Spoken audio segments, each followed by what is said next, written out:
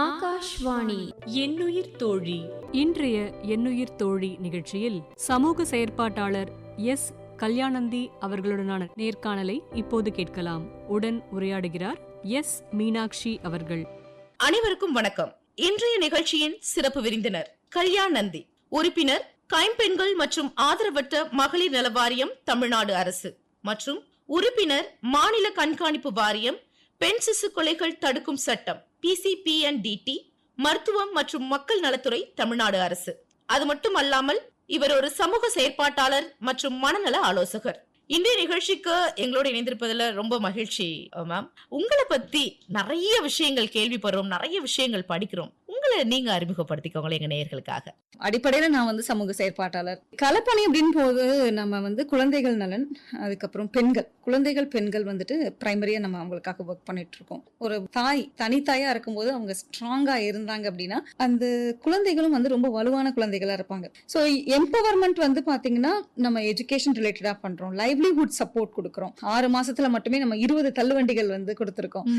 So வட சென்னை, மத்திய சென்னை, தென் சென்னை 20 தள்ளுவண்டிகளுக்கும் 20 கதை இருக்கு, ரொம்ப ஆழமான கதை இருக்கு. சோ அது பின்னாடி பாத்தீங்கன்னா என்ன அப்படின்னா, அங்க இருக்கக்கூடிய தாய்மார்களுக்கு நம்ம தள்ளுவண்டியை கொடுக்குறோம் அப்படின்னா ஒரு ப்ராமிஸ் அவங்க கிட்ட என்ன அப்படின்னா, நீங்க குழந்தைகளை படிக்க அனுப்பணும். ஏன்னா எஜுகேஷன் பத்தின அவேர்னஸ் ரொம்ப ரொம்ப குறைவு. அந்த எசன்ஸா அவங்க இன்னுமே ஃபீல் பண்ணல. சோ அவங்களுக்குள்ள கம்யூனிட்டிக்குள்ள நிறைய பிராக்டிசஸ் இருக்கு. அந்த பிராக்டிசஸ்ல இதுல ஹெல்த் ரிலேட்டடான சேலஞ்சஸ் கூட இருக்கும். அந்த பெண் குழந்தைகளுக்கு பாத்தீங்க அப்படின்னா அவங்களுக்கு ஹைலி அனிமிக்கா இருப்பாங்க. அவங்களுக்கு பீரியட்ஸே ஒரு 15 days 20 days தொடர்ந்து வரும். அப்ப ஒரு குழந்தை ஸ்கூலுக்கு போகாம டிராப் அவுட் ஆறா அப்படின்னா அவளை நம்ம இன்டர்வீன் பண்ணும்போது என்ன நமக்கு புரிய வரும் அப்படின்னா, இந்த குழந்தையால உட்கார முடியல சரியா ஸ்கூல்ல போயிட்டு. அது மட்டும் இல்லாம அவங்களுடைய வாழ்வாதாரம் எல்லாம் இருக்கும் இல்லையா, அதாவது மசாலா போட போறதுன்னு சொல்லுவாங்க. அந்த குப்பையை எடுத்து அதை பிரிச்சு, சோ அப்ப உங்களுக்கு டெய்லி மணி மேக்கிங் ஈஸியா கிடைச்சிருது. அப்ப நான் ஏன் படிக்கணும் அப்படின்ற மாதிரி ஒரு மனநிலை.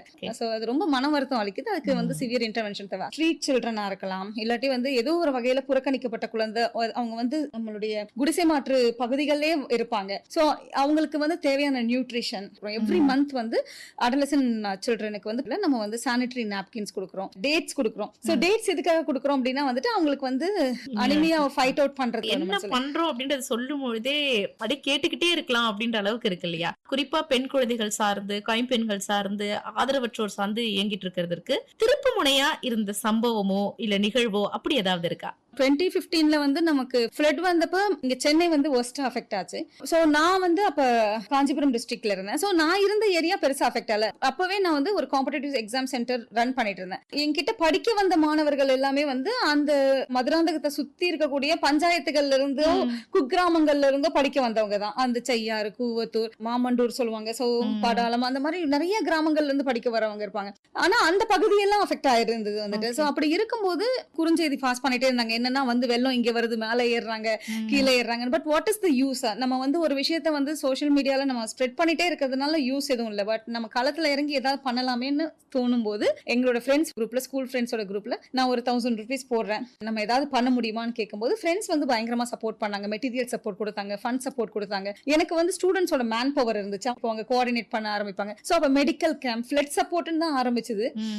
சோ அப்படி கொஞ்சம் கொஞ்சமா இறங்கி வந்ததுதான். அன்னைக்கு ஒரு 2500 பேரை நம்ம ரீச் பண்ணோம் அந்த ஃப்ளட் சமயத்துல. அதுக்கப்புறம் தொடர்ந்து இதை நம்ம சிஸ்டமேட்டிக்கா லீகலா ஒரு NGO-வா நம்ம ரெஜிஸ்டர் பண்ணி கொண்டு போனா இன்னும் நிறைய பேருக்கு நம்ம அதிகாரப்பூர்வமா நம்ம செய்யலாம் அப்படின்னு சொல்லிட்டு ஒரு NGO-வா ஸ்டார்ட் பண்ணி ஒர்க் பண்ணிட்டு இருக்கோம். சூப்பர். சோ ஏன்னா அது சாதாரணமா நீங்க சொல்லி முடிச்சிருக்கீங்க, அதுக்கு பின்னாடி ஒரு 10 வருஷ உழைப்பும் கனவுகளும் இருக்கு அப்படின்றத அழகா பார்க்க முடியுது. இப்ப இருக்கக்கூடிய பெண் குழந்தைகளா இருக்கட்டும் இல்ல பெண்களா இருக்கட்டும் எதிர்கொள்ளக்கூடிய மிகப்பெரிய சவால்கள் அப்படின்னா எந்த மாதிரியான சவால்களை சொல்லுவீங்க?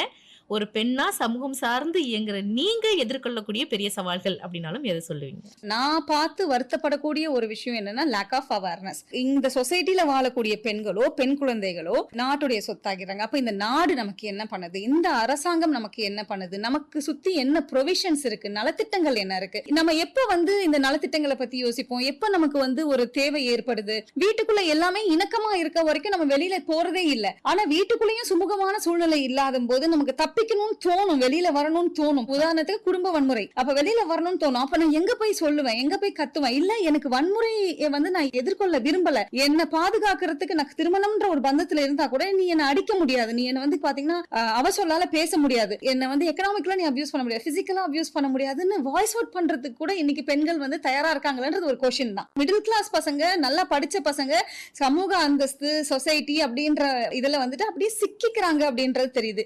ஏன் அவங்களுக்கு வந்து அது தோண மாட்டேங்குது அப்படின்னா, அவங்களுடைய வட்டம் வந்து ரொம்ப குறுகிய வட்டம். பாட புத்தகத்தை மட்டுமே படிச்சு மார்க்க ஸ்கோர் பண்ணி அப்படியே டிகிரி படிச்சுட்டு அப்படியே ஒரு வேலைக்கு போய் சம்பாதிச்சு அப்படியே ஒரு கம்ஃபர்ட் ஜோன்ல இருந்துடுறாங்கல்ல. சோ அதனால அவங்க அட்வென்ச்சரை பாக்குறதுக்கோ இல்ல ரிஸ்க் எடுக்கிறதுக்கோ விருப்பப்படுறது இல்ல. ரொம்ப குடும்ப வன்முறை அதிகமா இருக்கு. நான் வந்துட்டு கம்ப்ளைண்ட் கொடுக்கலாம். அப்ப அந்த கம்ப்ளைண்ட் கொடுக்குற அந்த ப்ராசஸ் இருக்குல்ல, நான் போய் கம்ப்ளைண்ட் கொடுக்கணும், அதுக்கப்புறம் என்ன கூப்பிட்டு கேள்வி கேட்பாங்க, அதுக்கப்புறம் நான் வந்து இதை எப்படி எதிர்கொள்ள போறேன், சோ அதுக்கு நான் அடி வாங்கிட்டே போயிடலாம் அப்படின்ற மாதிரியான ஒரு மனநிலை இருக்கு இல்லையா? அதுதான் ரொம்ப டேஞ்சரஸா இருக்கு. என்ன பொறுத்த வரைக்கும் என்னன்னா, எல்லா மனிதர்களுமே அட்லீஸ்ட் ஒரு ஹெல்ப் லைன் நம்பரா தெரிஞ்சு வச்சுக்கணும். குறிப்பா பெண் குழந்தைகள், பெண்கள் வந்துட்டு ஏதாவது ஒரு ஹெல்ப் லைன் நம்பர். குழந்தைகள்னா என்ன, 1098. டிகிரி படிச்சுட்டு இருக்கவங்க, அடுத்து வேலைக்கு போகக்கூடிய இளைஞர்கள் வந்துட்டு என்ன தெரிஞ்சுக்கணும், 181 அப்படின்ற ஹெல்ப் லைன் நம்பர் இருக்கு. இது உங்களுக்கு தான் இந்த பிரச்சனை வரணும்னு கிடையாது. உங்க பக்கத்துல இருக்க ஒருத்தங்களுக்கு இந்த பிரச்சனை ஏற்பட்டா கூட நீங்க அட்லீஸ்ட் அவங்களுக்கு கால் பண்ணுங்களேன். நம்ம மெட்டீரியல் சப்போர்ட் கொடுக்க வேண்டியது இல்ல, இந்த ஹெல்ப் லைன் நம்பர் கால் பண்ணுங்க.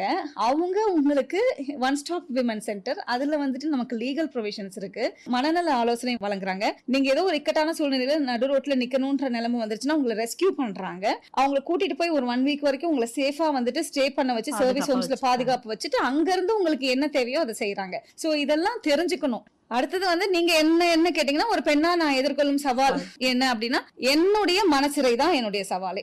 சொசைட்டல் நார்ம்ஸ் பிரேக் பண்ணிட்டு வெளியில வர முடியல. நான் நல்லா படிச்சேன், நல்லா மார்க் வாங்கினேன், காலேஜ்ல டாப்பரா இருந்தேன். ஒரு ஃபர்ஸ்ட் லைஃப்ல இருக்கும்போது எனக்கு அபியூஸ் எல்லாம் நடக்கும்போது I was not ready to come out of it. அப்போ வந்து அந்த கொஸ்டின் இருந்துட்டே இருந்துச்சு, வந்துட்டு இது நம்ம வந்து சொசைட்டிக்கு நம்ம என்ன பதில் சொல்ல போறோம், நம்மள என்ன நினைப்பாங்க. அப்ப என்னைக்கு நான் அதை உடைக்கிறதுக்கு ரெடி ஆனேனோ அந்த மனசிறைய, அன்னைக்கே வந்துட்டு என்னுடைய கையையும் என்னுடைய கால்களையும் யாருமே கட்டி போடல, நான் பாட்டுக்கு இயங்கிக்கிட்டு இருக்கேன். சோ எல்லா விமனுக்குமே அவங்களுடைய மனம் தான் அவங்களுக்கான சிறை. ரொம்ப அழகா சொன்னீங்க. ஏன்னா இந்த காலகட்டத்துக்கு தேவைப்படக்கூடிய ஒரு வரி கவிதை மாதிரி ஒரு வரை ஆலோசனை அப்படின்னே வந்து அழகா சொல்லலாம். கல்வியோட முக்கியத்துவம் என்ன, குறிப்பா பெண் பிள்ளைகளுக்கு கல்வி ஏன் முக்கியம்னு நினைக்கிறீங்க? இன்னைக்கு சமுதாயத்துல இருக்கக்கூடிய கேப்பை வந்து பிரிட்ஜ் பண்ணக்கூடிய ஒரு பிக்கஸ்ட் வெப்பன், பினான்சியல் ரீதியாவும் சரி, இல்லாட்டி வந்துட்டு இந்த சமுதாயத்துல ஒரு அடிப்படையிலே ஒரு ஆழமான இடைவெளி இருக்குல்ல, நீ மேலானவன் நான் கீழானவன் அப்படின்றது. சோ அதை உடைச்சு வரக்கூடிய ஒரு பெரிய ஆயுதம் வந்துட்டு கல்விதான்.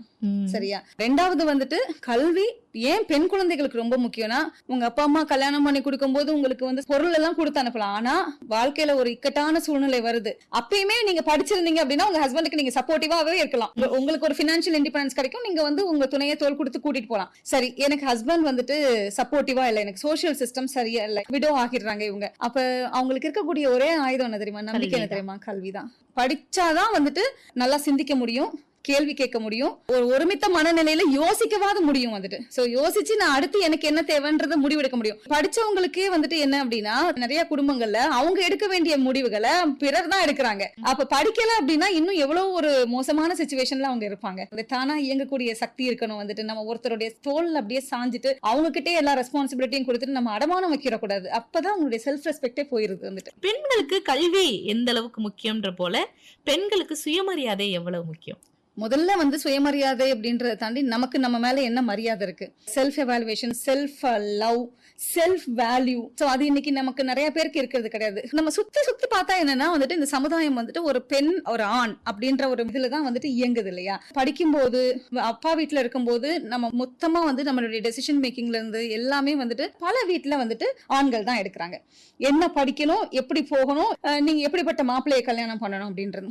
விமன் வந்து என்னன்னா நல்லாவே படிச்சிருந்தா கூட அவங்க எந்த இடத்துல தோத்து போறாங்க அப்படின்னு நான் பாக்குறேன்னா, நான் ஒரு கல்ச்சுரல் எலமெண்ட் அப்படின்றத ப்ரூவ் பண்றதுல அவங்க தோத்து போறாங்க. நல்லா சிந்திக்கக்கூடிய ஒரு பெண் கூட ரிலேஷன்ஷிப்ஸ்குள்ள போகும்போது ஒரு ஆண் மகன் தன்னை எப்படி பாக்குறான், அந்த ஆண் வந்து அவங்கள வந்து காதலிக்கும் போது தனியா இயங்குறதான் விரும்பி இருப்பாரு. ஆனா இந்த பெண் வந்து அந்த காதலுக்குள்ள போனதுக்கு அப்புறம் தனியா இயங்காம மொத்தமா அவங்கள வந்து அந்த ஆணுக்குள்ள அடைமானம் வச்சிருவாங்க. சோ அப்பவே நம்மளோட மரியாதை போயிருது. நான் என்ன பண்ணணும்னு கேக்குறதுல இருந்து, என்னால முடியலன்னு சொல்லி பழகுங்க, எனக்கு கெப்பாசிட்டி இவ்வளவுதான் சொல்லி பழகுங்க. நிறைய விஷயங்கள் பேசிட்டே இருக்கும். ரொம்ப தெளிவாகவும் தீர்க்கமாவும் சொல்லிங்க. உங்களை பத்தி பத்தி கொஞ்சம் தெரிஞ்சுக்கணும் அப்படின்னு ஒரு 10 இயர்ஸ் பிஃபோர் வந்து கோச்சிங் சென்டர் வச்சிருந்தேன் அப்படின்ற மாதிரி எல்லாம் சொன்னீங்க இல்லையா? சோ உங்களுடைய தொழில் பாதையை நீங்க எப்படி தேர்ந்தெடுத்தீங்க? மெடிசன் படிக்கணும்னு தான் ஆசைப்பட்டேன். எங்க அப்பா ஒரு டாக்டர், நல்ல மார்க் இருந்துச்சு. ஆனா நான் வந்து காலேஜ்க்கு அப்ளை பண்ணும்போது எனக்கு சரியான வழிகாட்டுதல் இல்ல. சோ அதனால நான் என்ன பண்றேன், என்ட்ரன்ஸ் எக்ஸாம் எழுதி கல்லூரியில B.Pharmacy படிக்கிறேன். படிச்சு முடிச்சுட்டு என்ன ஆகுது வந்துட்டு, அதுக்கப்புறம் வந்து நான் திருமணத்துக்குள்ள போய் ஒரு 10 வருஷம் காணாமே போயிடுறேன் வந்துட்டு. நிறைய அபியூஸும் நடக்குது. நடக்கும்போது என்னுடைய கல்வி எனக்கு ரொம்ப ஊக்கத்தை கொடுத்தது. நான் அப்பவே வந்து காம்படிட்டிவ் எக்ஸாம் சென்டர் ஸ்டார்ட் பண்ணி ட்ரெயின் பண்ண ஆரம்பிச்சிட்டேன். களப்பணியும் ஸ்டார்ட் பண்ணிட்டேன். எனக்கு அதெல்லாம் மருந்து மாதிரி இருந்துச்சு. அதுக்கப்புறம் ஒரு ஸ்டேஜ்ல வந்துட்டு நான் என்ன பண்றேன், எனக்கு இதுக்கு மேல முடியாது அப்படின்னு சொல்லிட்டு என் மகன்களுக்கு வந்துட்டு 5 வயசு 3 வயசு இருக்கும்போது நான் வெளியே வரேன். அப்ப நான் காம்படிட்டிவ் எக்ஸாம் சென்டர் ஒன்னு ஸ்டார்ட் பண்ணேன். ஆல்ரெடி எனக்கு அந்த எக்ஸ்பீரியன்ஸ் இருக்கு. என்னோட ஃப்ரெண்டோடைய உதவியில பார்ட்னர்ஷிப்ல நாங்க ஸ்டார்ட் பண்றோம். அதே மாதிரி நான் ஒரு பள்ளியில வேலை செய்யறேன். சோ எனக்கு சுயமா சம்பாதிக்கக்கூடிய திறன் இருந்துச்சு. என் பிள்ளைங்களையும் நான் பாத்துக்க ஆரம்பிச்சேன். அதுக்கப்புறம் எனக்கு படிக்கணும் அப்படின்றது ரொம்பவே பிடிச்ச ஒரு விஷயம் அப்படின்றனால நான் என்ன படிக்கலாம் அப்படின்னு ரொம்ப தேடும்போது சைக்காலஜி படிக்க ஆரம்பிச்சேன் வந்துட்டு. அதுக்கப்புறம் வந்து குழந்தைகளுக்காக இந்த அரசு கூர்நோக்கு இல்லங்கள் அப்படியெல்லாம் போய் பார்க்கும்போது விளிம்பு நிலையில் இருக்க குழந்தைகள் வந்து வறுமையின் காரணமாக எந்த எல்லைக்கு வேணா குற்ற செயல்களுக்கு போறதையும், அவங்க வந்து சிறை மாதிரியான ஒரு சூழல்ல வந்துட்டு இருக்கக்கூடிய ஒரு சிச்சுவேஷன் இருக்கிறதையும் பார்க்கும்போது சரி இவங்களுக்கு நம்ம ஒர்க் பண்ணலாம் அப்படின்னு சொல்லிட்டு diploma in juvenile justice and psychology படிச்சேன். அதுக்கப்புறம் MA பொலிட்டிக்கல் சயின்ஸ், அதுக்கப்புறம் நிறைய டெக்னிக்கல் கோர்சஸ் அப்படியே படிச்சுக்கிட்டே இருக்க தோணுச்சு. ஸோ படிக்கிறது எல்லாமே சட்டங்கள் தெரிஞ்சுக்க ஆரம்பிச்சேன். ஸோ இது எல்லாமே வந்து பப்ளிக்கோட ரிலேட் பண்ணி நம்ம ஒர்க் பண்ணும்போது அது தெளிவா தெரிஞ்சுக்கணும் அப்படின்ற ஒரு ஆவல்ல பண்ண ஆரம்பிச்சதுதான். சோ இந்த பயணத்தின் போது உங்களுக்கே உங்க மேல ஏதோ ஒரு இடத்துல சந்தேகம் வந்த காலம் இருக்கா? ஆரம்ப காலத்துல வந்து பாத்தீங்கன்னா ஓகே நம்ம படிச்சது ஃபார்மசி, ஆனா நம்ம வந்து இன்னொரு இடத்துக்கு வந்துட்டோம். ஆனா எந்த இடத்துலயுமே எனக்கு வந்து நான் செய்யற வேலை மேல எனக்கு சந்தேகம் வந்தது கிடையாது. நான் படிச்ச படிப்போ ஏதோ ஒரு வகையில எனக்கு செல்ஃப் கான்பிடன்ஸ் கொடுத்தனால நான் எந்த வேலையை செஞ்சாலும் தெளிவா செய்ய ஆரம்பிச்சேன். அதுல வந்துட்டு எனக்கு வந்து எந்த ஒரு பின்வாங்குதலும் எனக்கு வந்து மன கஷ்டமோ இல்ல. ஒரு காலம் வரைக்கும் வந்து பாத்தீங்கன்னா எனக்கு வந்து நான் டாக்டர் படிக்கலையே, நான் மெடிசன் படிக்கலையேன்னு இருந்துச்சு. ஆனா என்னுடைய மாணவர்கள் இன்னைக்கு பல பேர் மெடிசன் படிக்கும் போது என்னால ஈர்க்கப்பட்டு நம்ம கொடுத்த கவுன்சிலிங்ல இன்னைக்கு என்னோட ஸ்டூடெண்ட்ஸ் வந்து நான் மெடிசன் படிக்கிறேன் உங்களாலதான் அப்படின்ற போது அது என்னுடைய கனவு இல்ல, அவங்களுடைய கனவு தான். ஓகே அதெல்லாமே கொஞ்சம் கொஞ்சமா ஃபேட் ஆக ஆரம்பிச்சிருச்சு. சரி நோ கம்ப்ளைண்ட்ஸ் அப்படின்னு நினைக்கிறேன். நம்ம பாஸ்ட் நினைச்சு கம்ப்ளைண்ட் பண்ணிக்க வேண்டியதில்லை. நம்ம வந்து அதுல இருந்து எப்படி மோல்ட் ஆகி ரிசரக்ஷன் இஸ் வெரி இம்பார்ட்டன்ட் இல்ல, நம்ம எப்படி வந்து உயிர்த்தெழுறோம் அப்படின்றதான் ரொம்ப ரொம்ப இம்பார்ட்டன்ட். சொல்ல போனா வந்து நான் ஒரு விக்டிம்னு கத்திக்கிட்டே இருக்காம நான் சர்வைவர், அசிங்கமும் இல்ல அப்படின்னு நினைக்கிறேன். இன்னைக்கு நிறைய பேர் வந்துட்டு ஏன் வெளியில வந்து சொல்ல மாட்டேங்கிறாங்க அப்படின்னா வந்துட்டு இது ஒரு பெரிய இழுக்கு, பெரிய ஒரு அவமானம் அப்படின்னு நினைக்கிறதுனால தான். அந்த கில்ட் அண்ட் ஷேம் வந்து நம்ம சொசைட்டி வந்துட்டு பெண்கள் மேலேயே தான் புகுத்திட்டு இருப்பாங்க. சொசைட்டி புகுத்துறத விட பெண்களுக்கு மேல புகுத்திப்பாங்க வந்துட்டு. சோ அதெல்லாம் உடைச்சு வரணும் அப்படின்றதுதான். ஆனா அடிப்படையில களப்பணியில இருக்கணும் அப்படின்றது அது டோட்டலாவே வந்து ஃபேமிலியாவே வந்துட்டு எங்க அப்பால இருந்து எங்க அத்தையில இருந்து எல்லாருமே வந்து சோசியல் சர்வீஸ்ல இருந்தனால எனக்கு அது அப்படியே கண்டினியூஸா வந்துருச்சு. நான் அதுக்கு எந்த ஒரு காலத்திலயுமே வந்துட்டு கவலைப்பட்டதே இல்லை. ஓகே. சோ இந்த ஒரு ஜர்னில இந்த ஒரு குவாலிட்டி எனக்கு ரொம்ப ஹெல்ப்ஃபுல்லா இருந்துச்சு, or this attitude of mind help me a lot அப்படின்ற மாதிரி இருந்துச்சுன்னா அது எந்த குவாலிட்டியை சொல்லுங்க? டிராயிங் பவுண்டரிஸ், அதாவது ஒரு பவுண்டரியோட டிராவல் பண்றது, எல்லாரோடையும் வந்துட்டு நீங்க சொன்ன மாதிரி செல்ஃப் ரெஸ்பெக்டோட டிராவல் பண்றது. Not all fights R my fights, I will pick up my fights அப்படின்னு நான் சொல்லுவேன். எல்லாத்துக்கும் நான் போய் சண்டை போடணும்னு இல்லை, இது எனக்கு தேவையான சண்டையா, இந்த சண்டையை போட்டா என்ன வந்துட்டு நியாயம் கிடைக்க போகுது அப்படின்றது ரொம்ப ரொம்ப இம்பார்ட்டன்ட். அதே மாதிரி avoid, block, cut, delete, exit. தேவையில்லாத இடத்துல நம்ம வந்து அவாய்ட் பண்ணிக்கணும், பிளாக் பண்ணிக்கணும், கட் பண்ணிக்கணும், எக்ஸிட் பண்ணணும், டெலிட் பண்ணிட்டு வந்துட்டே இருக்கணும். வந்துட்டோம் அப்படின்னா நம்ம பாட்டுக்கு நம்ம வேலையை பார்த்துட்டே இருக்கலாமா. சூப்பர். பெண்களா இருக்கட்டும், பெண் குழந்தைகளா இருக்கட்டும், அவங்களே எந்த இடத்துல வந்து குறைச்சு மதிப்பிடுறாங்க அப்படின்னு நினைக்கிறீங்க? ஒரு காவலர்கிட்ட நான் கேட்குறேன், 2ஆம் நிலை காவலர்கிட்ட. ஸோ இப்போ அவங்க வந்து நல்ல ஒரு சம்பளம் வாங்குறவங்க, 20,000 ரூபா சம்பளம் வாங்குறாங்கன்னு வச்சுக்கோங்களேன். யாருமா உன்னுடைய ஃபினான்ஸை பார்க்குறா அப்படின்னா நான் எங்கள் அப்பா கிட்ட கொடுத்துருவேன். ஒரு ட்ரெஸ்ஸு கூட நான் அவங்க கிட்ட தான் வாங்குவேன். ஸோ அங்கேயே அவங்கள தாழ்த்தி தான் மதிப்பிடுறாங்க. அவங்களுக்கு அந்த ஃபினான்ஷியல் கெப்பாசிட்டி இல்லை, ஃபினான்ஷியல் லிட்ரஸி இல்லை. இந்த ஃபினான்ஸை வந்து ஹேண்டில் பண்ணக்கூடியவங்க வந்து ஆண்கள் தான் அப்படின்ற ஒரு மனநிலை இருக்கு இல்லையா. ஸோ அது வந்துட்டு மாறணும். ஸோ நான் வேலைக்கு போறேன், ஆனா என் ஏடிஎம் கார்டை வந்துட்டு என் புருஷன் தான் வச்சிருப்பாருன்றதுல ஒன்றும் பெருமை இல்லை அப்படின்னு நான் நினைக்கிறேன் வந்துட்டு. பட் வந்து எது தேவையோ அதை வந்துட்டு நீங்க ஈக்குவலா ஒரு ஃபேமிலிக்கு கொண்டு வாங்க. ஏன்னா வேலையிலயுமே வந்து சுமூகமா இருக்கான்றது கிடையவே கிடையாது. இன்னைக்கு நம்ம பாஷ் சட்டத்தை பத்தி பேசுறோம். ஏன் பாஷ் சட்டத்தை பத்தி நம்ம துரிதமா பேசிட்டு இருக்கோம்? Prevention of sexual harassment of women at work place. So ஏதோ ஒரு இடத்துல ஆழமா பெண்கள் வந்துட்டு குறிப்பா பணியிடங்கள்லயும் படிக்கக்கூடிய இடங்கள்லயும் பாதிக்கப்படுறாங்க. சேஃப் என்வாயன்மெண்ட்ல ஒர்க் பண்ணணும் பண்ணணும் அப்படின்றதுக்காக நம்ம நிறைய இனிஷியேட்டிவ்ஸ் வந்து கவர்மெண்ட் எடுத்துட்டு இருக்காங்க. அவ்வளோ செஞ்சுமே வந்து இன்னைக்கு அவேர்னஸ் இல்லாம நிறைய பேர் இருக்காங்க. சோ ஒரு பெண் தன்னை ஒரு நல்ல ஆளுமை கொண்டவங்களாவோ இல்ல தலைவியாகவோ மாத்திக்கணும் இல்ல ரொம்ப போல்டா இருக்கணும் அப்படின்னா எந்த மாதிரியான விஷயங்கள் எல்லாம் விடணும், எந்த மாதிரியான விஷயங்களா செய்யணும்? குறிப்பா வந்துட்டு தேவையில்லாத விஷயத்துக்கு நேரத்தை செலவு பண்ணக்கூடாது. தேவையில்லாததுன்றது ஒவ்வொரு இண்டிவிஜுவலையும் பொறுத்து மாறும் அப்படின்னு நான் அவங்களுடைய நினைக்கிறேன். வயது, ஆமா, இருக்கக்கூடிய டெஃபினிஷன் காலகட்டம். மாறுது. Digital safety is very very important. இன்னைக்கு வேர்ல்டு வந்து டிஜிட்டலைஸ் ஆயிடுச்சு. ஸோ இன்னைக்கு வந்து உங்க ஃபோன்லயே எல்லா கொடுமையும் இருக்கு. உங்களுக்கு தேவையானது தேவையில்லாதது எல்லாமே இருக்கு. டிஜிட்டல் கிரைம்ஸை பத்தி பெண் குழந்தைகள் தெரிஞ்சுக்கணும். குக்கிராமங்கள்ல இருக்கக்கூடிய பெண்களுக்கு வந்துட்டு அவங்களுக்கு வேலை கிடைக்கலன்ற போது ஒரு குறுஞ்செய்தியை பார்த்துட்டு அவங்க திரும்பி வந்துட்டு ரெசிப்ரோகேட் பண்ணும்போது நான் வந்து உனக்கு லோன் வாங்கி தரேன் அப்படின்னு சொல்லி உனக்கு இவ்வளோ அமௌண்ட் கொடுன்னு ஃபர்ஸ்ட் பேசிக்காக வாங்கிட்டு அதுக்கப்புறம் வந்துட்டு அதை வந்து ரொம்ப எக்ஸ்டெண்ட் பண்ணி நியூடிட்டி வரைக்கும் கொண்டு போயிட்டு இந்த மாதிரி எல்லாம் ஹராஸ்மெண்ட்ஸ் பண்றாங்க. சைபர் கிரைம்ஸை பத்தி தெரிஞ்சுக்கணும். பேரண்டல் கைடன்ஸ் இருக்கணும். பிலோ 18க்கு வந்துட்டு சமுதாயத்துல வந்துட்டு குட் அண்ட் பேட் ஈக்குவலா தான் இருக்கு. நம்ம குழந்தைங்களை வந்துட்டு எப்படி வந்து அவங்களுக்கு பாலியல் கல்வி முக்கியம், சட்டம் ரீதியான விழிப்புணர்வுகள் முக்கியம். அம்மாவோட ஃபோன் நம்பர் அப்பாவோட ஃபோன் நம்பர் மறந்துட்டா கூட 1098 ஞாபகம் இருக்கணும். அப்படி இல்லைன்னா அட்லீஸ்ட் 100ஆவது ஞாபகம் இருக்கணும். வந்துட்டு crime against women and children விங்னு ஒரு விங் இருக்கு. அதுக்கப்புறம் ஆல் விமன் போலீஸ் ஸ்டேஷன்னா என்னன்னு தெரிஞ்சுக்கோங்க. டொமஸ்டிக் வயலன்ஸ் ஆக்ட்னா என்னன்னு தெரிஞ்சுக்கோங்க. டவுரி கொடுத்து கல்யாணம் பண்ணணும்னு நினைக்காதீங்க. சரியா? கொடுக்கணும்னு நீங்க நினைக்கிறதே முதல் குற்றம் என்னை பொறுத்த வரைக்கும். இன்னைக்கு நிறைய டவுரி டெத்ஸ் நடக்குது. அதுவும் படிச்ச பெண்கள் வந்துட்டு சூசைட் பண்ணிக்கிறாங்க. ஸோ டவுரி ப்ரொஹிபிஷன் ஆக்ட்னா என்னன்னு தெரிஞ்சுக்கோங்க. போக்சோனா என்னன்னு தெரிஞ்சுக்கோங்க. ஸோ இதெல்லாம் நீங்க தெரிஞ்சுக்கிட்டீங்கன்னா அட்லீஸ்ட் ஒரு ரொம்ப மோசமான ஒரு சிச்சுவேஷன் வரும்போது உங்களை நீங்க பாத்துக்கிறதுக்கும் அடுத்தவங்களை பாத்துக்கிறதுக்கும் வந்துட்டு ரொம்ப யூஸ்ஃபுல்லா இருக்குமா? கண்டிப்பா. இப்ப நீங்க செய்யக்கூடிய வேலைகள் இது எல்லாத்துலயுமே பல சவால்களை தாண்டி விமர்சனங்களையும் எதிர்கொண்டுட்டு இருந்திருப்பீங்க இல்லையா? அப்படி நடக்கக்கூடிய விமர்சனங்களை என்ன மாதிரி எதிர்கொள்றீங்க? கண்டுக்க மாட்டேன். Okay. அது அவங்களுடைய பார்வை நம்ம மேல. அந்த ஃபீட்பேக்கை வந்து பேலன்ஸ் பண்ணணும். Internal feedback, external feedback. நம்ம கண்டுக்க மாட்டோம் அப்படின்றது வந்து அடுத்தவங்களுக்கு பாதிப்பை ஏற்படுத்தக்கூடிய செயல்களை செய்யக்கூடாது. குழந்தைங்களை பார்த்துட்டு நான் வந்து அந்த டைமை கொடுத்து களத்துல வந்து நிக்கிறேன். அப்ப களத்துல நிக்காத யாருமே வந்துட்டு என்ன கமெண்ட் பண்ணாதீங்க அப்படின்னு தான் நான் சொல்லுவேன். ஸோ எனக்கு வந்து இந்த சோஷியல் மீடியா போராளிகள் மேல பெருசா நம்பிக்கை இல்லைமா. Actions are more powerful than words. So நீங்க களத்துல நின்றுட்டு சோஷியல் மீடியால பேசுறீங்க அப்படின்னா then I will really appreciate it. Judgement எல்லாம் நிறைய விஷயம் பேசுவாங்க ஆன்லைன்ல வந்துட்டு. இப்போ உங்களுக்கு இல்லையா மேம் வந்துட்டு இந்த மாதிரி அபியூஸ்லாம் இருக்குதான். ஒரு போஸ்ட் போட்டா கேவலமா பேசுவாங்க. அபியூசிவான சில லாங்குவேஜ், ஃபவுல் லாங்குவேஜஸ் யூஸ் பண்ணுவாங்க. அசிங்கமா எழுதி வைப்பாங்க கீழே. ஸோ அப்போ அந்த மாதிரி சமயங்கள்ல எல்லாம் நான் என்ன பண்ணுவேன் அப்படின்னா அதை கடந்து போகாம நான் ரிப்போர்ட் பண்ணுவேன். ரொம்ப அபியூசிவா இருக்கும்போது @ போட்டு தமிழ்நாடு போலீஸ் டேக் பண்ணுவேன், கிரேட்டர் சென்னை போலீஸ் டேக் பண்ணுவேன், ஆன்லைன் ஹராஸ்மெண்ட் ஹேஷ்டேக் போடுவேன். அப்படி போடும்போதெல்லாம் என்ன பண்ணுவாங்கன்னா அந்த ஃபேக் ஐடி வந்துட்டு டெலிட் பண்ணிட்டு ஓடிடுவாங்க. சரியா? ஸோ ஒரு நிமிஷம் நம்ம அந்த மனசஞ்சலம் அடையிறோம்ல. அப்ப நான் ஃபர்ஸ்ட் டைம் வந்துட்டு எனக்கு அப்படி இருந்திருக்கு. சரியா? ஆனா செகண்ட் டைம் தேர்ட் டைம்லாம் நான் எம்பவர் ஆயிட்டு வந்துட்டியா இரு இன்னைக்கு ஒருத்த மாட்டினா அப்படின்னு சொல்லிட்டு நான் வந்து ரிப்போர்ட் பண்ணும்போது அதை ஈஸியா கடந்து வரக்கூடிய மனநிலை வந்துருச்சு. அப்படி நான் செய்யறதுனால என்ன பாக்குற ஒரு தோழியோ என்ன பாக்குற ஒரு சகோதரியோ ஓகே இவங்க என்ன பண்றாங்க, இவங்க இப்படி திரும்பி ரெசிப்ரோகேட் பண்றாங்கல்ல, இல்ல இவங்க பயந்து ஓடிடுறாங்களான்னு என்ன பார்த்துட்டு இருப்பாங்கல்ல. அப்ப அவங்களுக்கு நான் என்ன பதில் சொல்ல போறேன், இன்டைரக்டாவும் டைரக்டாவும், அப்படின்றதான் ரொம்ப இம்பார்ட்டன்ட். ஓகே. ஸோ கண்டிப்பா உங்களுக்கும் சில கடினமான நாட்கள் அப்படின்னு இருக்கும். மன ரீதியா இருக்கட்டும், உடல் ரீதியா இருக்கட்டும். அதனால் அது எல்லாத்தையும் தாண்டி ஓடணும் அப்படின்றது கட்டாயம் ஏதோ ஒரு உந்துதல் இருந்துட்டு இருக்கும். அப்படி உங்களுக்கான கடினமான நாட்கள்ல எப்படி மீண்டு வருவீங்க? இல்ல இந்த ஒரு விஷயம் வந்து எனக்கு பூஸ்ட் பண்ணும், இல்ல இந்த ஒரு நபர் பூஸ்ட் பண்ணுவாங்க அப்படின்ற மாதிரினா என்ன? என்னுடைய குழந்தைகள் வந்துட்டு எனக்கான ஒரு பெரிய உந்து சக்தி அப்படின்னு நான் சொல்லுவேன். நான் நொடிஞ்சு போயிருந்த ஸ்டேஜ்ல வந்துட்டு குழந்தைகளை நம்ம உலகத்துக்கு கொண்டு வந்துட்டோம். ஸோ ஒரு பேரண்டாவது வந்துட்டு அவங்களுக்கு வந்துட்டு பொறுப்புள்ளவங்களா இருக்கணும் இல்லையா? ஸோ 2 பேருமே வந்து தட்டி கழிச்சிட்டே இருக்க முடியாது. ஸோ என்னுடைய குழந்தைகள் என்னுடைய ரெஸ்பான்சிபிலிட்டி. நான் தானே அம்மாவா வந்து என் பிள்ளைங்களை இந்த உலகத்துக்கு கொண்டு வந்தேன். ஸோ அப்போ அவங்க வந்து என்னால் வந்து எந்த ஒரு கஷ்டத்தையும் அனுபவிக்கக்கூடாது. அண்ட் அதே மாதிரி 2 ஆண் குழந்தைகளுடைய தாயா நான் வந்து பட்ட துன்பத்தை அவங்க வேற பெண்களுக்கு கொடுக்கக்கூடாது.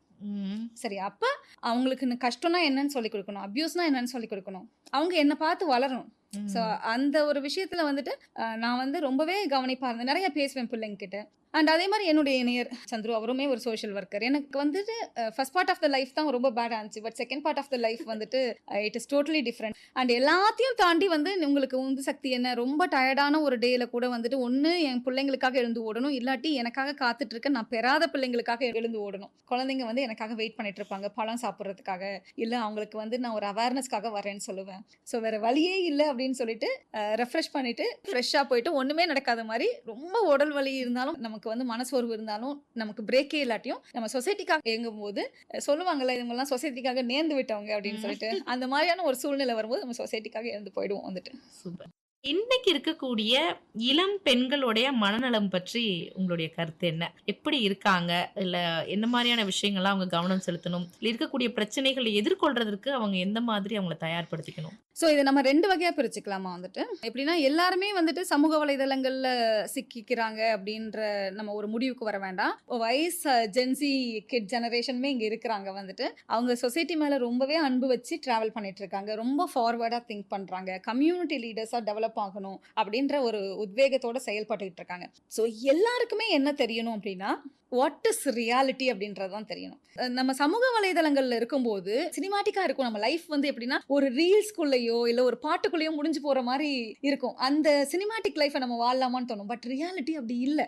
உதாரணத்துக்கு வந்து பாத்தீங்கன்னா குடிக்கிறது அடிக்கிறது தவறு அப்படின்றது நம்ம ஜெனரேஷன் உணரணும். ஒரு வருஷத்துக்கு முன்னாடி நான் ஒரு டிவி ஷோவை பார்க்கும்போது அந்த டிவி ஷோவில் உட்காந்து ரொம்ப தெளிவாக பசங்க சொல்றாங்க எனக்கு அடிக்கிற புருஷன் குடிக்கிற புருஷனை தான் பிடிக்கும்னு சொல்லிட்டு. அந்த குடிக்கிற புருஷனும் அடிக்கிற புருஷனும் ஒரு தடவை அடிக்கும்போது உங்களால பொறுத்துக்க முடியும். ஆனா நீங்க இப்படி ஒருத்தனை கட்டினீங்கன்னா காலம் ஃபுல்லா அவங்கள போட்டு அடிப்பான் அப்படின்றது அந்த குழந்தைங்களுக்கு தெரியறது கிடையாது. ரியாலிட்டி என்ன அப்படின்றத அவங்க ரியாலிட்டி செக் பண்ணிக்கணும். நானும் வந்து ஒரு ஹோம் மேக்கரா இருக்கேன். எனக்கும் வந்து இந்த மாதிரி சமூக செயல்பாடுகள்ல வந்து ஈடுபடணும்னு ஆசையா இருக்கு. ஆனா எனக்கு வெளியில வர தெரியல, நான் என்ன பண்றது அப்படின்னு கேட்கறவங்களுக்கு நீங்க வந்து செய்ய வேண்டியதெல்லாம் ஒண்ணும் இல்ல. நீங்க முதல்ல பயப்படாதீங்க, சரியா?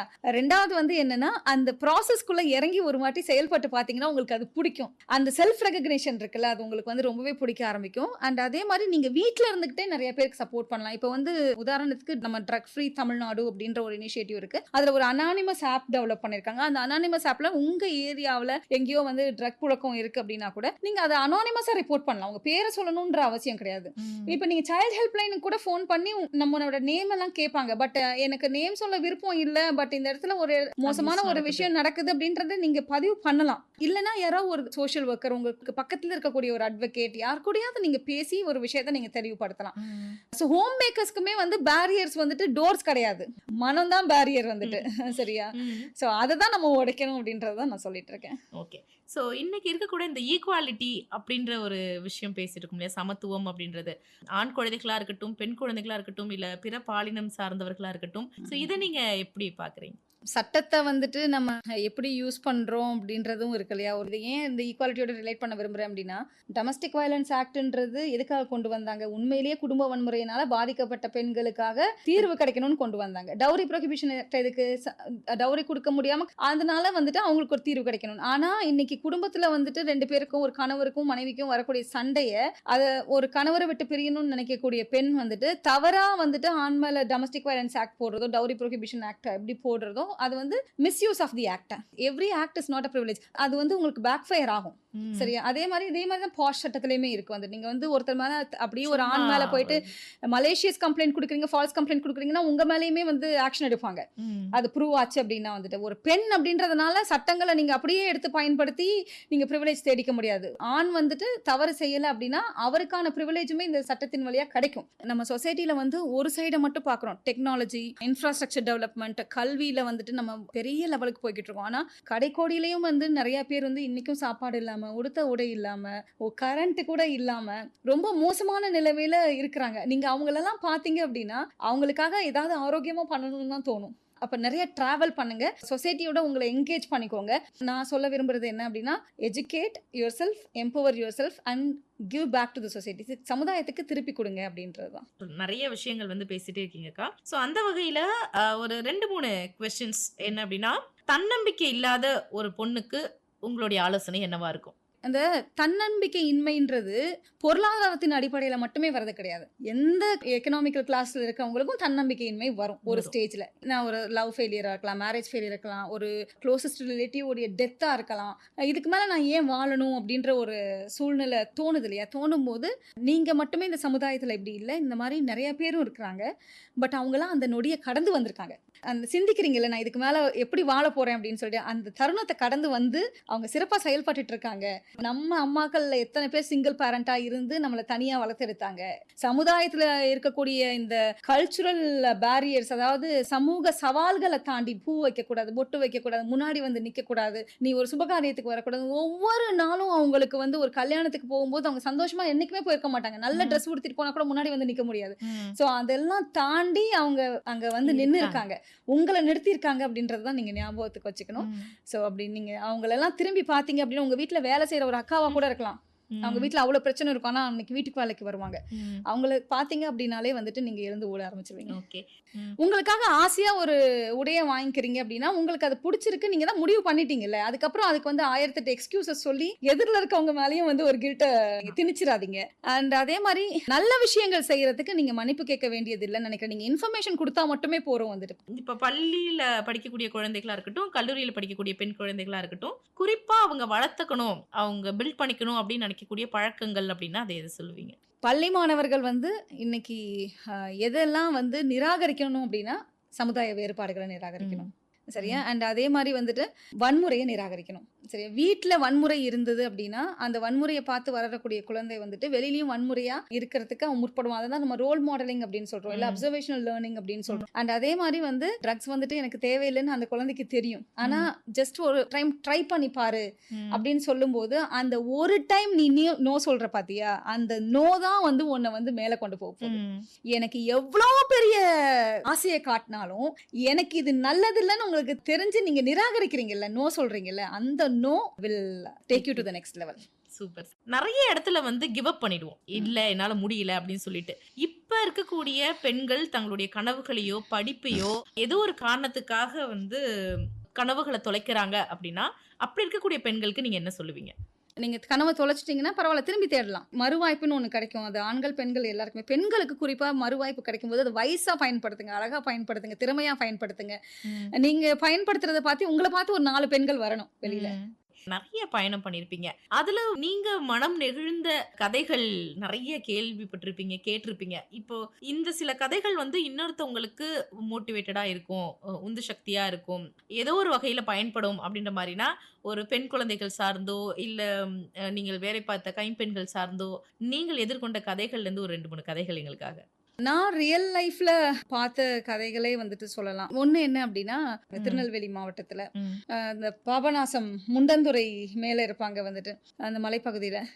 எனக்கு முதல் முறை அங்க போகும்போது இப்படிப்பட்ட ஒரு இயற்கையான சூழ்நிலையில அவங்க வாழ்ந்துட்டு இருக்காங்க. பொறாமையா இருந்துச்சு எனக்கு அவங்கள பார்க்கும்போது வந்துட்டு. அதாவது எங்கேயுமே மாசே இல்ல, அந்த முகத்திலயும் மாசு இல்ல, அவங்களுடைய செயல்கள்லயும் மாசு இல்ல, அந்த இடமும் மாசு இல்லாம இருந்துச்சு. அது வந்து எனக்கு என்ன புரிஞ்சுதுன்னா, எவ்வளவு நம்ம வந்து சொசைட்டில வந்து இன்னைக்கு மெக்கானிக்கலா நம்ம பல விஷயத்தை மெட்டீரியலை நோக்கி ஓடிட்டு இருக்கோம். ரொம்ப அடிப்படையான ஒரு இயற்கையோட ஒன்றிய வாழ்வை அவங்க வாழ்ந்துட்டு இருக்காங்கல்ல.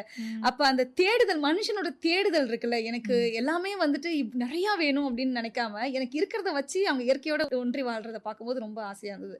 அதை எனக்கு வந்து எல்லார்கிட்டையும் ஷேர் பண்ணிக்கணும்னு தோணுச்சு. திருப்தின்றது நிறைய பேருக்கு வந்துட்டு ஒரு விஷயத்து மேல இருக்கும் போதே இன்னொரு விஷயம் பிடிக்கும், வந்துட்டு நம்ம கிட்ட இருக்கிறதோட இன்னொன்னு பெட்டரா இருக்குமோன்னு தோணும். சோ அவங்கள நான் நினைச்சு பார்க்கும் போதுலாம் அவங்க இருக்கிறத வச்சு அவங்க எவ்வளவு அழகா வாழ்றாங்க. சரியா? அந்த குடிசை வீடுகள்லாம் பாத்தீங்கன்னா அவங்களே கையில கட்டி அங்கேயே இருக்கக்கூடிய மரங்களை பயன்படுத்தி அந்த நார்த்தங்காலாம் அவ்வளோ அழகா இருந்துச்சு. வந்துட்டு அங்கேயே இருக்கக்கூடிய பழங்களை சாப்பிட்டு அந்த தண்ணியில காலெல்லாம் வைக்கும்போது அந்த இடத்துல எந்த ஒரு மாசமே இல்லை. ஸோ அப்படி ஒரு பொறாமையான வாழ்க்கையை அங்கே வாழ்ந்துட்டு இருக்காங்க. நம்ம தான் நினைச்சிட்டு இருக்கோம் நம்ம சூப்பரா இருக்கும் அப்படின்னு சொல்லிட்டு, நம்மளோட சூப்பரா வந்துட்டு இயற்கையோட ஒன்றி பழங்குடியினர் மக்கள் வாழ்ந்துட்டு இருக்காங்க. அவங்கள வந்து மறுமணத்துக்கு வந்துட்டு நிறைய ஆதரவு இருக்கு. ஸோ அவங்களுடைய வாழ்வியல் முறைகளே பழங்குடியினர் வந்து மறுமணத்தை ஆதரிக்கிறாங்க. அது வந்துட்டு உண்மைக்குமே மற்ற சமுதாயத்தினருமே வந்து அதை எடுத்துக்கணும். குக்கிராமங்கள் வந்து நான் டிராவல் பண்ணும்போது நிறைய இடங்கள்ல கைம்பெண்களை பார்க்கும்போது, குறிப்பா மீனவ சமுதாய கைம்பெண்களை பார்க்கும்போது அவங்க நிறைய பேர் வந்துட்டு அவங்க கணவர்மார்கள் குடிச்சு இறந்துருவாங்க. அப்ப இளம் கைம்பெண்கள் நிறைய பேர் அதிகமா இருக்காங்க. சில சொசைட்டில வந்து கைம்பெண்களை பார்க்கும்போது எப்படி இருந்துச்சு அப்படின்னா, அவங்களுக்கு வசதியும் இருக்கும், கல்வியும் இருக்கும், ஆனா சமுதாயத்துல வந்து அந்தஸ்து, சொத்து, இதுக்காக வந்துட்டு அவங்க வந்து இன்னொரு வாழ்க்கையை தேர்வு பண்ண முடியாத ஒரு சூழ்நிலை இருக்கும். சோ அவங்களோட விருப்பம் என்னன்னு கேட்க மாட்டாங்க, நீ இந்த சமுதாயத்துக்காக இப்படிதான் வாழணும் அப்படின்னு சொல்லி. ஒரு சில இடங்கள்ல நான் கைம்பெண்களை ஒரு ஹால்ல மீட் பண்ணும்போது எனக்கு குபீர்னு கண்ணீர் வந்துருச்சு. ஸோ எல்லாருமே யங் விடோஸா இருந்தாங்க. அந்த யங் விடோஸ வந்து பார்க்கும்போது, எல்லாருமே வந்து அவங்க நம்ம குடுக்குற ஒரு பொருளுக்காக வந்திருந்தாங்க. ஸோ அவங்களோட நிலைமை ரொம்ப மோசமா இருந்துச்சு. அத பார்த்துட்டு வந்ததுக்கப்புறம், இவங்களுக்கு நம்ம என்ன செய்ய முடியும் அப்படின்னு தோணுச்சு. இங்க நான் சென்னையில வந்து சில ஸ்டோரி சொல்லணும் அப்படின்னு பார்த்தீங்கன்னா, ஒரு ஸ்ட்ராங் ஸ்டோரி புளியந்தோப்புல அந்த அம்மாவுக்கு வந்து ஒரு 50 வயசு, 55 வயசு இருக்கும். அவங்க வந்து நம்மகிட்ட தள்ளுவண்டி கேட்டாங்க. ஸோ தள்ளுவண்டி கேட்கும்போது, நம்ம போய் அவங்கள பைலட் சர்வே பண்றோம். 2 மகன்க. ஒரு மகன் இறந்து போயிட்டாரு. கணவரும் இல்ல, கைம்பெண் அவங்க. 2 பொண்ணு. ஒரு மகன் வந்து பெட் ரிடனா இருக்காரு. Kidney failure. அதுல வந்து ஒரு பொண்ணு மட்டும் தான் வந்துட்டு கொஞ்சம் இவங்களுக்கு சப்போர்ட் பண்றாங்க. இவங்களுக்கு பேர குழந்தைங்க 2. அந்த குழந்தையில ஒரு குழந்தை வந்து ஷாக் அடிச்சு இறந்துட்டான். அப்ப அவங்கள சுத்தியே சோகம் மட்டும் தான். ஆனாலும் தள்ளுவண்டிய வச்சுக்கிட்டு காய்கறி வியாபாரம் பார்த்து, அவங்க தான் இன்னைக்குமே அந்த குடும்பத்த காப்பாத்திட்டு இருக்காங்க. ஸோ அவங்கள பார்க்கும்போதெல்லாம் அவங்களுடைய தள்ளாமைய தள்றதுக்காக அந்த தள்ளுவண்டியில அவங்க பயணிச்சுட்டு இருக்காங்க. அது வந்து இன்னை வரைக்கும் அவங்க வந்து எனக்கு வந்து ஒரு ஸ்ட்ராங் விமனா அவங்க தெரியுறாங்க. 85 வயசுல ஒருத்தங்கள மீட் பண்ணோம். அவங்களுக்கு கடைசியா ஒரு தள்ளுவண்டி கொடுத்தோம். பூ வியாபாரம் பண்றதுக்கு. அவங்களால வந்து நடக்க கூட முடியல. குச்சி வச்சுட்டு தான் நடக்குறாங்க. ஆனா அவங்கள க்ளோஸா அப்சர்வ் பண்ணும்போது எங்களுக்கு என்ன தெரிஞ்சதுன்னா, அவங்களுக்கு ஒரே ஒரு மகன், 2 பேத்தி, மருமக இல்ல. பேத்தியையும் புள்ளையும் இவங்க தான் பாத்துக்கிறாங்க. ஸோ அவங்க என்ன சொன்னாங்கன்னா, எனக்கு வந்து உடம்புல தாம்மா வலிமை இல்ல, மனசுல வலிமை இருக்கு. எனக்கு குடு, நான் செய்றேன் அப்படின்னு சொன்னாங்க. ஸோ அது வந்து எனக்கு ரொம்ப தாட் ப்ரொவோக்கிங்கா இருந்துச்சு. 2018ல வந்து நால்விமன் போலீஸ் ஸ்டேஷன்லேருந்து எனக்கு ஒரு கால். இன்ஸ்பெக்டர் மேடம் கால் பண்ணுறாங்க. அம்மா, ஒரு பொண்ணு நல்லா ஹைட்டாக இருக்கா, அவளுக்கு வந்து கொஞ்சம் ப்ராப்ளம் இருக்குது, இவங்களுக்கு காம்படிட்டிவ் எக்ஸாம்ஸ்க்கு ட்ரெயின் பண்ண முடியுமான்னு சொல்லி கேட்குறாங்க. மேடம் அனுப்புங்க மேடம்னு சொல்லி பார்த்தோம். ஸோ அவங்க ஒரு டிப்ளமோ ஹோல்டர். அவங்க திருமணம் பண்ணிட்டு வீட்டை விட்டு வெளியே வந்துட்டாங்க. அதனால அவங்களுக்கு வீட்டில் வந்து அரவணைப்பு இல்லை. ஆனால் கணவர் வந்து போதை பழக்கத்துக்கு அடிமையாகி இவங்களை சரியாக கவனிக்கிறதுல 1.5 வயசுல குழந்தை. அந்த பொண்ணு வந்து இங்கிலீஷ் மீடியம்ல டிப்ளமோ படிச்சுட்டு இருந்த ஒரு கேர்ள். ஃப்ரீயாக வந்து நமக்கு ட்ரைனிங் வந்தாங்க. ஒரு வருஷம் அந்த 2020 பேட்ச்ல எங்கிட்ட படித்த 25 மாணவர்களில் அவங்க தான் டாப்பர். இன்னைக்கு அவங்க 2ஆம் நிலை காவலர். ஸோ ஒரு விக்டிமா வந்த ஒரு பெண் போலீஸ் ஸ்டேஷனுக்கு இன்னைக்கு போலீஸ் ஸ்டேஷன்லயே வந்துட்டு காவலராக வேலை செய்யறாங்க.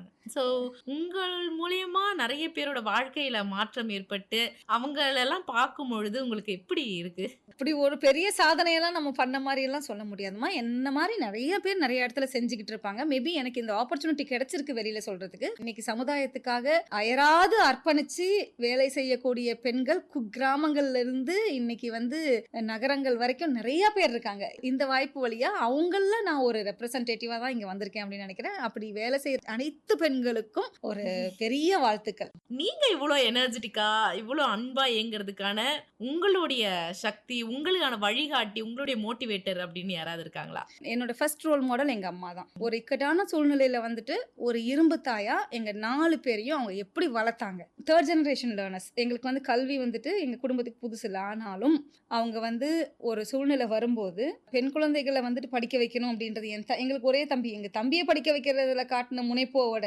எங்களை வந்து படிக்க வைக்க காட்டின முனைப்பு தான் ரொம்ப அதிகம். ஸோ எங்களுக்காக எல்லா இடத்துலையும் போய் நிற்பாங்க. ஸ்காலர்ஷிப்ஸ்க்காக நிற்பாங்க. எல்லா காம்படிஷன்ஸ்க்கும் கூட்டிட்டு போவாங்க. ஒரு மோசமான சுச்சுவேஷன் வரும்போது கூட நான் டெசிஷன் எடுக்கிறதுக்கு தயார் இல்லாத போது கூட எங்க அம்மா தான், நீ இதுல இருந்து வெளியில வரணும், நீ இது இல்லை அப்படின்னு சொன்னது எங்க அம்மா தான். உங்களுடைய வழிகாட்டிகள் நீங்க சொல்லும் பொழுதே அவ்வளோ ஹாப்பியா இருக்கு. ஏன்னா நிறைய பேருக்கு நீங்க இருக்கிறீங்க, உங்களுக்கும் சில வழிகாட்டிகள் இருக்காங்கன்னா எவ்வளோ அளவு உங்களை இன்ஸ்பயர் பண்ணியிருக்கணும் அப்படின்னு. ஸோ இப்போ நம்ம இந்த கேர்ள் சைல்ட் டே இந்த மாதிரியான நாட்கள் எல்லாமே வந்து நம்ம சமூகத்தில் வந்து செலிப்ரேட் பண்ணிக்கிட்டே இருக்கோம். ஸோ அது உண்மையாவே வந்து மாற்றத்தை கொண்டு வருதா, இல்லை குறிப்பா அதை நோக்கி நம்ம பயணம் செய்யறப்போ என்ன மாதிரியான விஷயங்கள் எல்லாம் செய்யணும்? ஸோ இப்போ கேர்ள் சைல்ட் டே நான் தான் சொல்றேன், any celebration will not put an end to any kind of abuse. இல்லாட்டி வந்து இன்னைக்கு வந்து சொசைட்டியில் நடக்கக்கூடிய ஹியூமன் டிராஃபிக்கிங்காக இருக்கலாம், சைல்ட் டிராஃபிக்கிங்காக இருக்கலாம், இல்லைனா சில்ட்ரன் என்கேஜிங் இன் பெக்கிங் ஆக்டிவிட்டிஸ் இருக்கலாம். இன்னைக்கு குழந்தைங்களுக்கு அகைன்ஸ்டா நடக்கக்கூடிய வன்முறைகள், பெண்களுக்கு அகைன்ஸ்டா நடக்கக்கூடிய வன்முறைகளை நம்ம வந்து வெறும் வந்து வருஷத்துல ஒரு நாள் செலிப்ரேட் பண்ணி மட்டுமே நம்ம வந்து இதுக்கு முற்றுப்புள்ளி வைக்க முடியாது. நம்ம இதை ஒவ்வொரு குடும்பத்துல இருந்தும் ஆரம்பிக்கணும். ஸோ எங்கே இன்இக்வாலிட்டி ஆரம்பிக்குதுன்னா, ஒரு வீட்டில் ஆண் குழந்தையும் பெண் குழந்தையும் இருக்கும்போது அந்த குழந்தைக்கு அளிக்கப்படுற உணவு, அதுக்கப்புறம் அவங்களுக்கு கொடுக்கக்கூடிய கல்வி, பட் அங்கே வந்து ஒரு காம்ப்ளெக்ஸை கிரியேட் பண்ணுறாங்களே ஒரு தாய் தகப்பன் அது செய்யக்கூடாது கண்டிப்பாக. அதே மாதிரி வீட்டில் வந்து தாய்மார்களுக்கு நான் என்ன சொல்லுவேன் அப்படின்னா, சமைச்சிட்டிங்கன்னா நீங்கள் முதல்ல போட்டு சாப்பிடுங்க, சரியா? கடைசியில் அந்த குண்டானில் இருக்க சாப்பாடை வந்து வலிச்சு சாப்பிடாம, ஆறி போனதை சாப்பிடாம உங்கள் பசங்களுக்கும் சொல்லுங்க, சமைச்சு வச்சுட்டீங்க அப்படின்னா போட்டு சாப்பிடுங்கன்னு சொல்லுங்க. வீட்டு வேலைகளை ஈக்குவலாக ஷேர் பண்ண சொல்லுங்க. துணியை வந்துட்டு கடைசி வரைக்கும் துவைச்சு கொடுக்காதீங்க, மடிச்சு வைக்க சொல்லுங்க. லைஃப் ஸ்கில்ஸ் இதெல்லாம் தாண்டி அந்த ஆண் குழந்தை தனியா இயங்குறதுக்கான லைஃப் ஸ்கில் அது. ஸோ அந்த ஈக்குவாலிட்டியை வந்துட்டு வீட்டில இருந்தே கொண்டு வரணும். அண்ட் அதே மாதிரி கவர்மெண்ட் பாலிசிஸாக இருக்கட்டும், இந்த மாதிரி நீங்கள் கேட்குறீங்க இல்லையா, நிறைய பாலிசிஸ் கவர்மெண்ட்ல இருக்கு. அந்த பாலிசிஸை எக்ஸிக்யூட் பண்ணக்கூடிய ஏஜென்சிஸ் வந்து ரொம்ப அன்போட சமுதாயத்தின் மீது ஆழமான புரிதலோடையும் அன்போடையும் அதை செயல்படுத்தணும். ஜஸ்ட் ஆக்டிவிட்டியா பண்ணக்கூடாது. அப்பதானே அது சமுதாய மாற்றம். அப்படி இல்லாட்டி நம்ம தோல்வியான ஒரு மாடலை தான் நம்ம பண்ணிட்டு இருக்கோம் அப்படின்றது தான் என்னுடைய புரிதல். இப்போ நிறைய ஸ்கீம்ஸ் பாலிசிஸ்லாம் இருக்குன்னு நீங்க சொல்றீங்களா, அப்போ அதுல குறிப்பா பெண் பிள்ளைகளுக்காக நாம தெரிஞ்சுக்கணும் அப்படின்னு நினைக்கக்கூடிய பாலிசிஸோ ஸ்கீம்ஸ் பத்தியோ கொஞ்சம் சொல்லுங்க. ஆமாம். ஸோ இப்போ வந்து நம்ம ரொம்ப இம்பார்ட்டண்ட்டாக வந்து இன்னைக்கு ஹியூமன் டிராஃபிக்கிங்கை பொறுத்த வரைக்கும் வந்து பார்த்தீங்கன்னா 2 ஸ்கீம்ஸ்மா. ஒன்று வந்துட்டு உஜ்வாலா ஸ்கீம். சரியா, இந்த உஜ்வாலா ஸ்கீம் வந்து ministry of women and child development தான். இதில் என்னன்னா prevention, rescue, rehab, rehabilitation. So இது 4மே பண்ணுறாங்க. ஸோ இந்த ஸ்கீமுக்கு கீழே வந்து ஃபண்ட் இருக்குது. ஸ்டேட் கவர்மெண்ட்டுமே இதை எக்ஸிக்யூட் பண்ணுறாங்க. இது வந்து யாருக்காக அப்படின்னா பாலியல் ரீதியான சுரண்டல்களில் வந்துட்டு பாதிக்கப்படக்கூடிய பெண்களுக்கான திட்டம் தான் இந்த உஜ்வாலா ஸ்கீம். சரியா, அப்புறம் மிஷன் வத்சல்யா அப்படின்றது உங்களுக்கே தெரியும் வந்து, அதாவது கேர் அண்ட் ப்ரொடெக்ஷன் சொல்லுவோம். அதாவது குழந்தைகள் வந்து அரசு காப்பகங்கள்ல பாதுகாக்கப்படுறாங்க. அவங்களுக்கு தேவையான கேரும் அரவணைப்பும் பாதுகாப்பும் கொடுக்குறாங்க. எந்த மாதிரியான குழந்தைகள் அப்படின்னா சமுதாயத்தினால புறக்கணிக்கப்படுற குழந்தைகள், அதுக்கப்புறம் வந்துட்டு அப்யூஸ், ஏதோ வந்து பேரண்ட்ஸ்னாலே சம்டைம்ஸ் அப்யூஸ் நடக்கும். அப்போ யாரோ ரிப்போர்ட் பண்றாங்கன்னா அந்த குழந்தைய வந்து ரெஸ்கியூ பண்ணி கவர்மெண்ட்டே எடுத்து அவங்களை பாதுகாத்து கல்வி கொடுத்து அவங்களுக்கு ஸ்கில் டெவலப்மெண்ட் கொடுத்து அவங்கள பாதுகாத்து அரசு காப்பகங்கள்ல வச்சு பராமரிக்கிறாங்க. ஸ்கீம்ஸை பொறுத்த வரைக்கும் இந்த பேட்டி பச்சாவோ பேட்டி படாவோலாம் வந்துட்டு பெண் குழந்தைகளை பாதுகாப்போம், பெண் குழந்தைகளுக்கு கற்பிப்போம் அப்படின்றது. அதுக்கப்புறம் நம்மளுடைய நலத்திட்டங்கள் அப்படின்னு பார்த்தீங்கன்னா புதுமை பெண் திட்டம். உயர்கல்விக்கு போகக்கூடிய பெண் குழந்தைகளுடைய என்ரோல்மெண்ட் ரேஷியோவை இன்க்ரீஸ் பண்ணி கொடுத்துருக்கு இந்த திட்டம் வந்துட்டு. அது மட்டும் இல்லாமல் இப்போ வந்து நீங்கள் கேட்டிங்களே, ஏதோ ஒரு காரணத்தினால கல்வியை தொலைச்சிட்டாங்க, கனவை தொலைச்சிட்டாங்க, அவங்களாம் திரும்பி படிக்க முடியுமா? ஐடிஐயில் 58 வயசில் படிக்கிற பெண்களையும் நான் 1 வருஷத்துக்கு முன்னாடி பார்த்தேன். அவங்களுக்கும் புதுமை பெண் திட்டம் சேரும்.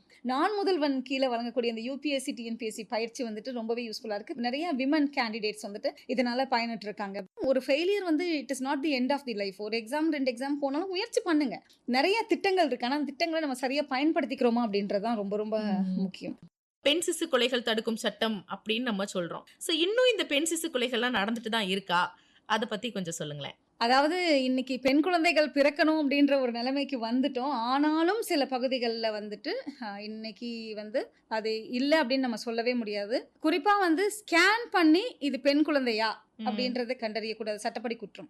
ஸோ அது preconception and prenatal diagnostic act 1994 அப்படின்னு நம்ம சொல்றோம். ஸோ சிசுவினுடைய பாலினத்தை நீங்க எதுக்கு கண்டறியறீங்க வந்து அப்படின்றது தான் கேள்வி வந்துட்டு. ஸோ இது ஸ்கேன் சென்டர்ஸ் எல்லாம் வந்துட்டு பாத்தீங்கன்னா மொத்தமா தவிர்க்கணும். அதே மாதிரி பெண் சிசு கொலைகள் வந்துட்டு ஏன் வந்து நம்ம இன்னுமே பேசிட்டு இருக்கோம் அப்படின்னா, என்னதான் பெண் பிள்ளைகள் படிச்சு மேல வந்தாலும் வாரிசு அப்படின்றது ஆண்கள் தான் வாரிசு. என் சொத்துக்கு யாரு வாரிசு? ஆண்கள் தானே வாரிசு, ஆண் குழந்தைகள் தானே வாரிசு. நானே நிறைய கேசஸ் பார்த்திருக்கேன். அதுல வந்து 2வதும் பெண் பிள்ளையா பிறந்துருச்சு.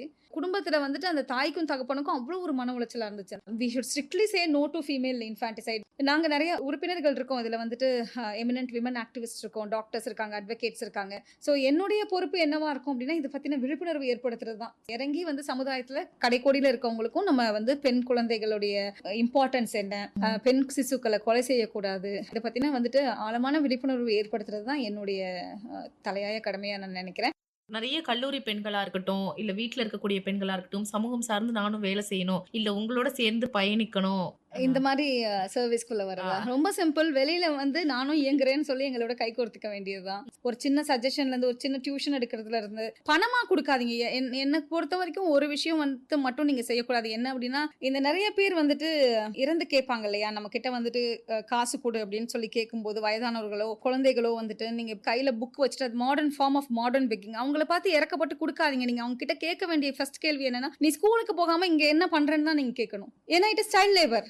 2வது வந்து வயசான முதியோர்கள் வந்துட்டு 10 ரூபாய் கொடுங்கன்னு சொல்லி உங்ககிட்ட வந்து கேட்பாங்க. இல்லைன்னா சாப்பாடு கேட்பாங்க. அதே அம்மா வந்து 2 கடை தள்ளி போய் இன்னொருத்தங்க கிட்டே அதே தான் கேட்பாங்க. அவங்களுக்கு ஷெல்டர் ஹோம்ஸ் இருக்கு, அவங்களுக்கு தான் ஓல்டேஜ் ஹோம்ஸ் இருக்கே.